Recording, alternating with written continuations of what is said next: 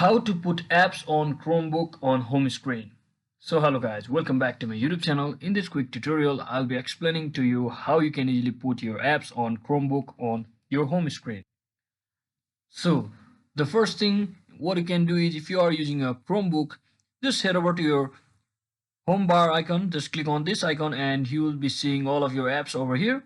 And to simply add any of the apps to your home bar, what you can do is, in the next step, simply right click on that particular application and new section will pop up where you can see there's also option called pinned to self. So you just have to simply tap on it and then your chosen application will be successfully pinned on your home tab bar. So that is exactly how you can easily change or put apps on Chromebook on home screen. So hope this video was helpful guys. If it was, don't forget to like and subscribe to the channel. See you on the next one.